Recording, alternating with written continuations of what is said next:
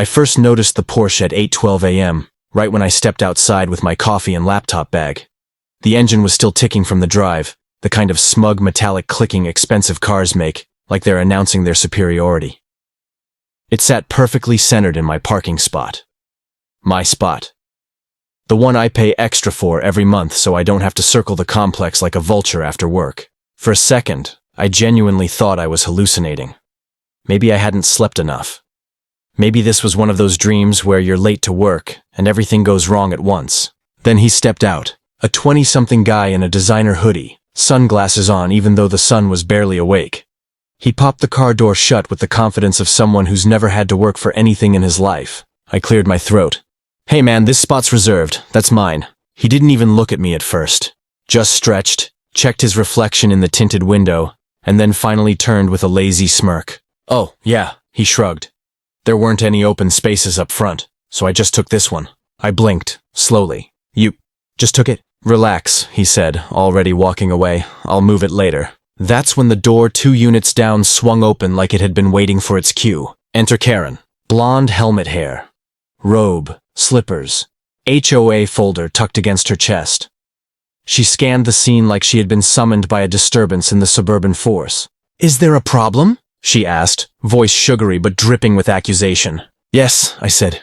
"Your son parked in my spot." "It's a community lot," she cut in sharply. "It's literally marked reserved." I pointed at the painted number under his Porsche. "Reserved for me." Karen folded her arms.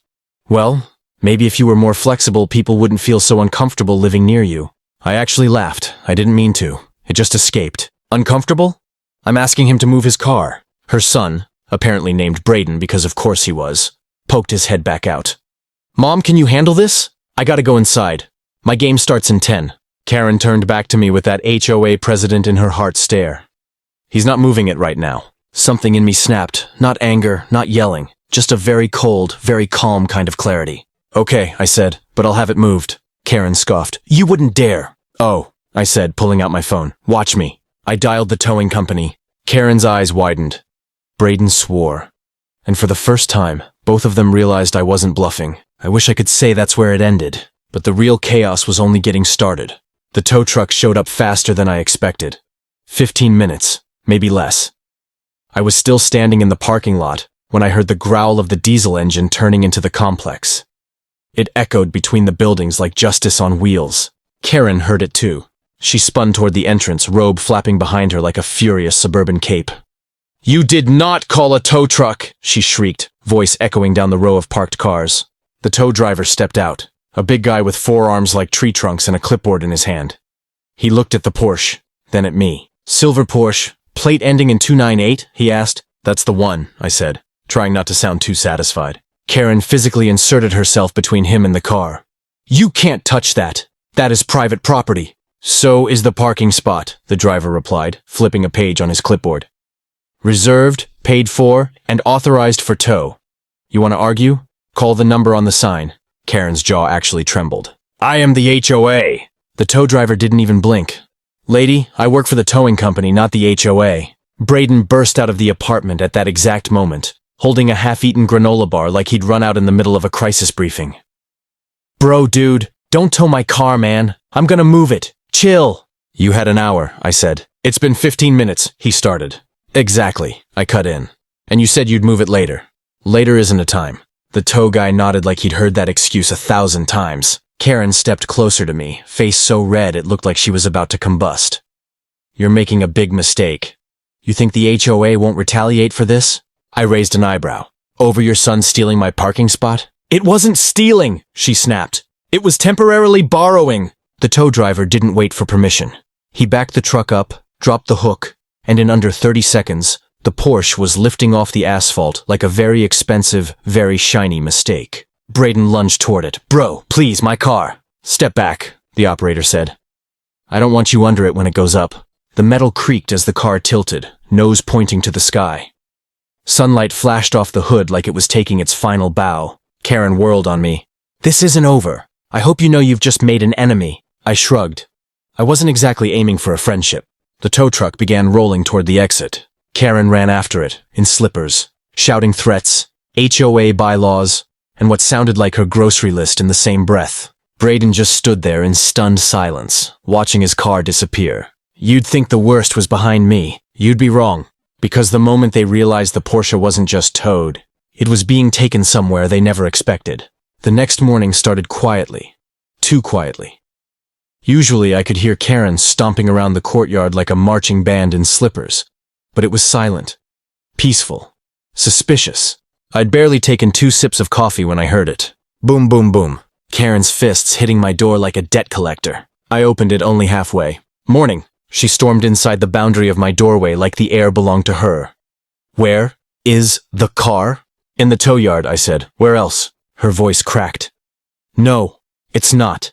The tow yard said it was moved again. They said it was transferred. I blinked. Transferred where? She jabbed a finger at me like she was accusing me of tax fraud. You tell me! Before I could respond, Braden appeared behind her, pale and upset in a way I had not seen yesterday. Dude. They said my car went to one of those processing lots. With the cranes. Karen gasped like he'd just described a morgue. I tried to piece it together. You mean, the junkyard? Braden's eyes watered.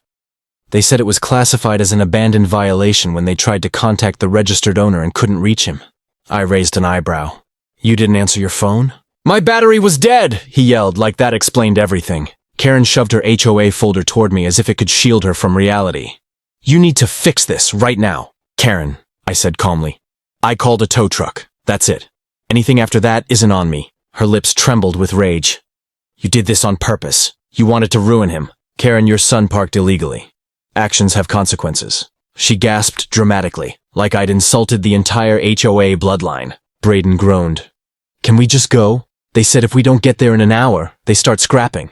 Karen spun to me with fiery desperation. You're coming with us. I set my coffee down. No, I'm not. You are, she demanded, because you caused this. I let out a slow sigh. Fine, I'll follow you there, but only to clarify what I did and what I didn't do. Her eyes narrowed, but she accepted. 30 minutes later, we pulled up to the junkyard. It was massive. Mountains of twisted metal, old appliances, crushed cars stacked like failed memories. The air smelled like rust and hot oil. A guy in a neon vest walked up. You here for the Porsche? Karen nearly collapsed in relief. Yes, that's us. He scratched his beard. Yeah, about that. My stomach dropped at his tone. Braden's voice cracked. Where's my car? The worker pointed toward a row of wrecks. We, already processed it. Karen froze. Braden swayed. My heart skipped. Processed? I asked slowly, as in... The worker nodded sympathetically. It's already been crushed. For a full 5 seconds, nobody said anything.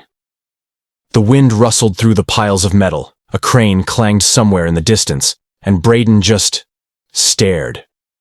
Like he couldn't quite register that his sleek, immaculate Porsche had been reduced to a cube somewhere in this metallic graveyard.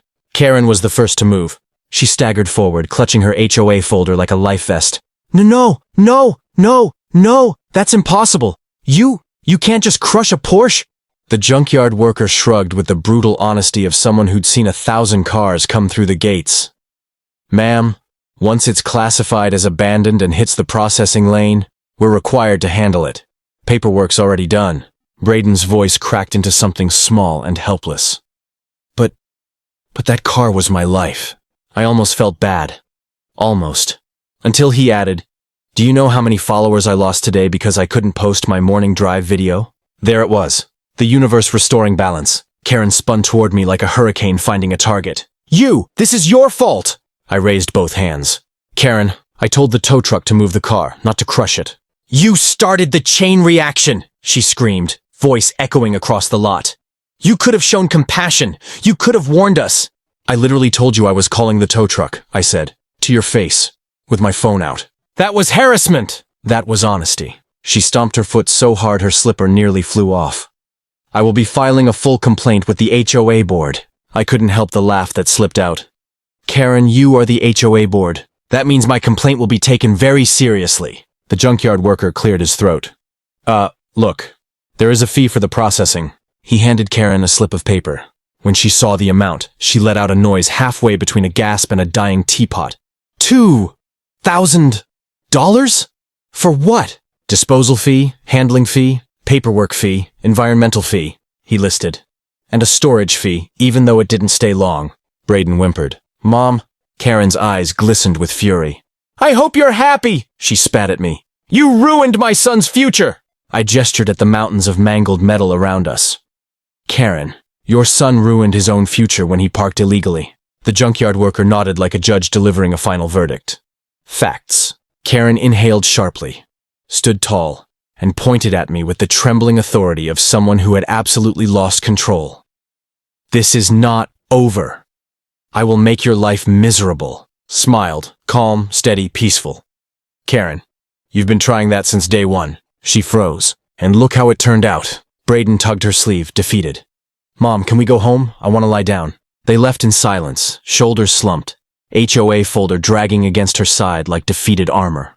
I stood there a moment longer, watching the crane lift another crushed car into a stack. Justice may not always be loud, but today it was beautifully compact. If this story hit home, tap like.